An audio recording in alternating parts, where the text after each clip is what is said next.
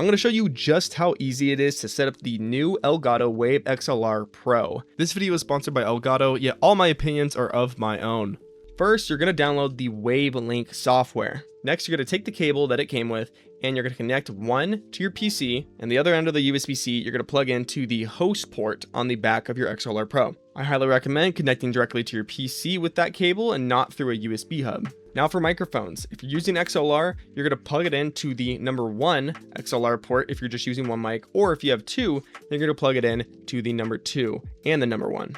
Keep in mind that for phantom power, you only want to have it on when using a condenser mic. Now for headphone monitoring, you're going to plug one end into your headset, obviously, your headphones, and the other end of your headphone cable, you're going to plug directly into the Wave XLR Pro, either on the front or on the back. It has a 3.5mm and a 6.3mm headphone audio port size. Okay, so your software is downloaded, your device is connected to the PC, you have your microphone input, you have your headphone output. Now, how do we really take advantage of some of these ports? So now into the aux port on the back, that's where you're going to connect your second device. You can connect your phone, your console, or even a second PC. So the port does support most USB audio class devices, though there are some proprietary systems such as Xbox that are not compatible. So keep that in mind. And no, this will not charge your phone. No, this will not charge your laptop. This is purely audio. Now for our line in and our line out. So these two ports will allow you to receive in and send out analog line level signals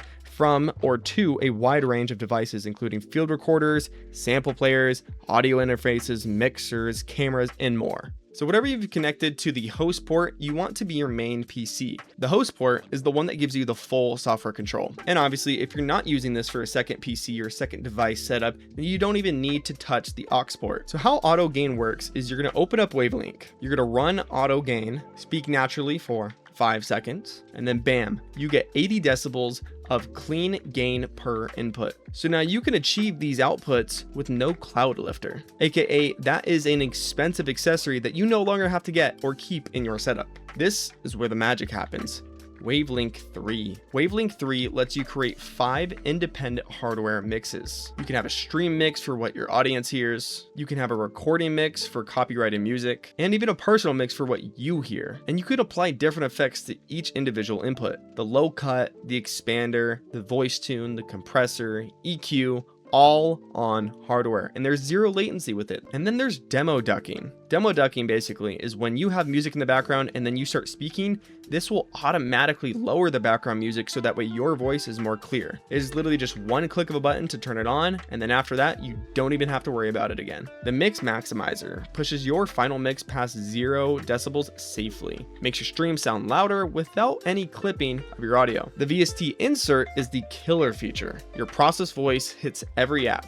Discord, OBS, Zoom. There's no virtual mic juggling that you now have to do.